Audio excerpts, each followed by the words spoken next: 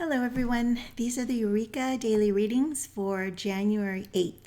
We're starting where we left off yesterday in the Logos, Volume 1, on page 36, with the words critical examination as we proceed. So we're going to start here at section 2, when the apocalypse was written. Concerning the time when the apocalypse was written, there have been various opinions among the learned. Irenaeus, who flourished ecclesiastically AD 169, that is, about 70 years after the death of the Apostle John, is said to have introduced an opinion that the apocalypse was written in the reign of Roman Emperor Domitian, the brother to Titus, who destroyed Jerusalem and who occupied the throne of the Caesars from AD 80 to AD 96 when he was assassinated. John, being the only apostle living at the time Irenaeus supposes to have been written, of course makes the apocalypse the last of the sacred writings. Sir Isaac Newton does not fall in with Irenaeus's opinion. He says that he might perhaps have heard from Polycarp, here, who in ecclesiastical style is called his master, that he had received the apocalypse from John, with whom it is said he was personally acquainted about the time of Domitian's death, or that John might himself at that time have made a new publication of it, from whence Irenaeus might imagine it was then newly written. But as John had no copyright in the Apocalypse, this supposition is not to be entertained. When he received it, he sent it to the 7 ecclesias of Asia Minor, which would multiply copies to the fullest extent without any further cooperation of the apostle in the publication. Eusebius, in his Chronicle and Ecclesiastical History, adopts the opinion of Irenaeus. This may strengthen it. Not that Eusebius is any personal authority in the matter, having lived remoter from John's day than Irenaeus. He flourished in the latter part of the 3rd and beginning of the 4th centuries. But being a historian of his own and preceding times, he would, it is presumable, adopt the opinion most generally received among the Christians of his own day. But he is thought to have invalidated the truth of it by conjoining the banishment of John into Patmos with the deaths of Peter and Paul in his evangelical demonstrations. Paul is said to have been beheaded at Rome AD 65. Others say AD 67. From his own writings, we may conclude that he was alive on the eve of the destruction of Jerusalem, but there is no indisputable evidence in them that he was really contemporary with that calamity in succeeding times. Speaking of the approaching abolition of the Mosaic constitution of things, the casting down of the host of heaven, of the stars, and of the truth to the ground, and the suppression of the daily sacrifice by the little horn of the goat, he says in Hebrews 8:13, that have been made out of date or antiquated by the confirmation of the new covenant promised in Jeremiah. It was aegis aphanismu, nigh a vanishing away. He was therefore living nigh the time of the great destruction when he wrote to the letter to the Hebrews. But from 1 Thessalonians 2:16, we may conclude that he lived so nigh to it as to witness its beginnings and perhaps its end. In writing to the faithful in Thessalonica, he says concerning the Jews who both killed the Lord Jesus and their own prophets and chased us out, to pursue or chase an out of or from, and please not God, and are hostile to all men, forbidding us to speak to the Gentiles, that they may be saved, to the filling up of their sins continually, he says of them. But the wrath came aristically upon them to the end. If this be accepted as the true rendering, it would indicate that the Jewish state had been destroyed and that Paul was living after the destruction, contrary to the traditions of ecclesiastical writers. but if the aorist is taken indefinitely, it may be read comes upon.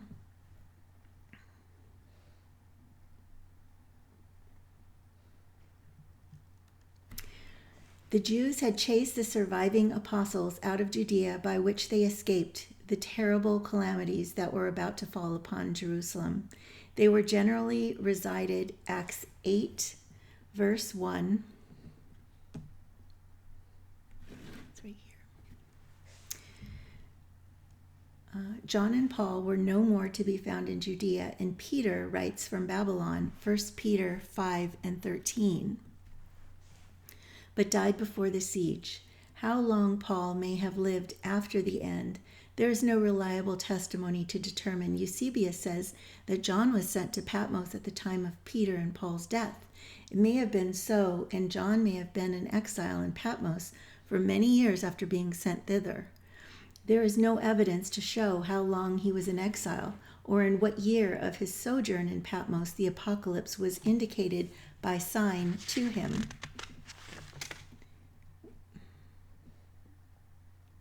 Tradition says he was there in the reign of Domitian. In his own testimony, that while there he saw and heard in vision what is related. Tertullian, who is contemporary with Irenaeus and Pseudo-Prochorus, says that John was banished by Nero to Patmos. Arethes, in the beginning of his commentary, quotes the opinion of Irenaeus from Eusebius, but does not follow it, but afterwards affirms that the apocalypse was written before the destruction of Jerusalem, and that former commentators had expounded the sixth seal of that destruction. Upon this we may remark that he who would make such an exposition can have no opinion worthy of any regard. The tradition of the Syrian Christians, preserved in the title of the Syriac version, is thought to agree with the opinion that the apocalypse was written before the destruction of Jerusalem. The title is this: The Revelation which was made to John the Evangelist by God in the island Patmos, into which he was banished by Nero the Caesar. Nero reigned before the fall of the city. He succeeded to Claudius in AD 54 or AC 57, which are equivalent, and continued to AD 68 or AC 71, a reign of 14 years. The temple was demolished AD 71 or AC 74. The Syriac titles only testifies to the banishment of John. The apocalypse may not have been written for several years later. It may be objected in relation to the text in Thessalonians that a different rendering may be put upon it without constraint, which would leave it undetermined whether Paul lived after the destruction or not. The words may be translated, "The wrath has come upon them for an end," or "came upon them to or unto an end." The verb ephthes is the first aorist, and may be rendered by or past or by the indefinite present, which partakes both of the now and the hereafter. The wrath cometh upon them to an end, predicted by the prophets, Jesus in Matthew 24, verse 14. And the apostles, but as they were hostile to all men, it is likely that the wrath was outpouring, and that the Jews and Romans were in actual war, and that the ending so often proclaimed in their discourses was witnessed by some of the apostles. There is a little presumptive evidence in the apocalypse itself that it was written after the death of perhaps all the apostles except John.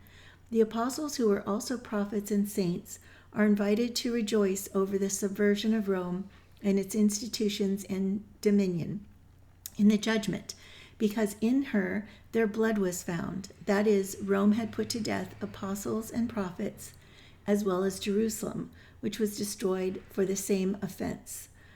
There would have been something incongruous in the view of John's contemporaries who received the apocalypse to have read in chapter 18, verses 20 and 24, a charge of murdering apostles if all the apostles slain had been put to death by the Jewish powers, which the Romans were employed to destroy. But some commentators are tenacious of the opinion that the apocalypse was written before the destruction of Jerusalem, because, as it would seem, they desired to dispose of its difficulties more summarily than can be effected upon a contrary supposition. If it were not written till after Jerusalem was destroyed, what is to be done with the sealing of the thousands of Israel in the 7th chapter, which the predicted treading of the holy city underfoot of the Gentiles of the 11th chapter, with that temple and altar mentioned in the first verse of the same? It is found most convenient to cast all these things into the fiery furnace of that destruction, and so to consume them out of the way. But it really matters not whether it be assumed to be written before or after the event. The interpretation is in no way affected. The destruction of Jerusalem, with its times and circumstances, cannot be accommodated so as to interpret what is written in the Apocalypse about a holy city, a temple, an altar, a court, a Jerusalem, and so forth. These are symbols and represent something else than what the words stand for in common or historical discourse. The result of Sir Isaac Newton's investigation in relation to the time when the Apocalypse was written may not be unacceptable to the reader. We shall quote it, therefore, from his observations. Seeing that Peter and John, says he, were apostles of the circumcision, it seems to me that they stayed with the churches in Judea and Syria till the Romans made war upon their nation, that is, till the 12th year of Nero. That they then followed the main body of their flying churches into Asia, and that Peter went thence by Corinth to Rome, that the Roman Empire looked upon those churches as enemies, because Jews by birth, and therefore to prevent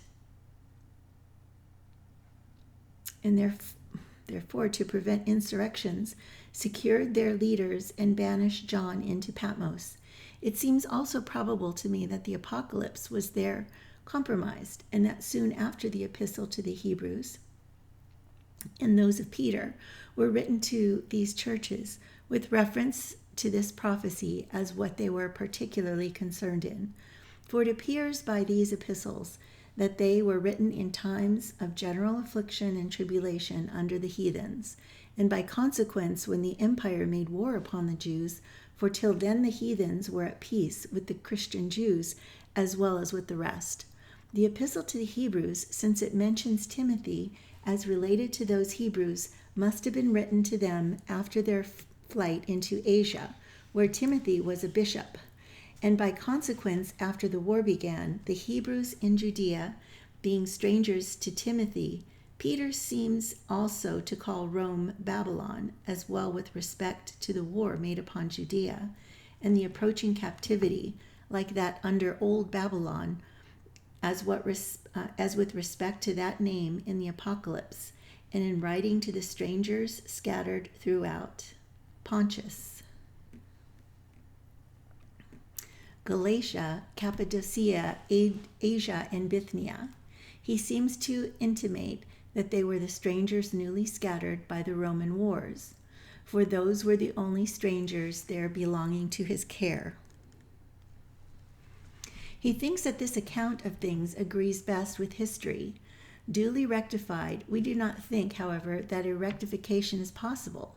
The ecclesiastical writers of the period succeeding the times of the New Testament are not reliable. They belong to that class of men who set up for successors of the apostles with clerical authority, and where facts were wanting did not hesitate to substitute conjecture. For our own part, we rely upon nothing ecclesiastical outside the Old and New Testaments. What they testify we believe, but whereon they are silent we have no faith. Peter may refer to Rome in using Babylon, but there is no evidence that he certainly does. If by Babylon he do indeed mean Rome, it favors the supposition that the Apocalypse was written before his decease, because this is the only scriptural extent in which Rome is certainly comprehended in the name. Chrysostom's testimony somewhat confirms my view of the passage. In Thessalonians, he says that the apostles continued long in Judea, and that then being driven out by the Jews, they went to the Gentiles. This dispersion was in the first year of the Jewish war, when the Jews, as Josephus tells us, began to be tumultuous and violent in all places. For all agree that the apostles were dispersed into several regions at once. And Origen has set down the time, telling us that in the beginning of the Judaic War, the apostles and disciples were scattered into all nations.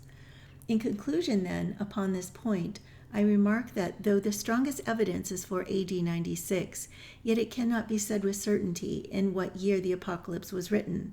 Irenaeus says it was written toward the end of Domitian's reign. It testifies for itself that it was written at some time during John's sojourn in Patmos, but owing to the unreliable character of the testimony of the post-apostolic writers, it has come down to us through the polluted and corrupting channels of Greek and Latin orthodoxies. We cannot say when John's banishment occurred, how many years it continued, whether it began at the death of Peter and Paul, or before it, or during the Judaic War, or after the destruction of Jerusalem, or shortly before the assassination of Domitian. It may have been at any one of these times, and it may not. It would indeed satisfy curiosity to know, but that is all. The knowledge of these particular times does not at all affect the interpretations. This is independent of the Anno Domini of John's exile. It was communicated to him after his removal from Judea, from some cause, and subsequently to his going to Patmos on account of the word of God and the testimony of Jesus Christ, where also he sojourned in tribulation and endurance. This is all he considered necessary for the reader to know, and therefore with this scanty information we shall endeavor to be satisfied. And we'll end there for today.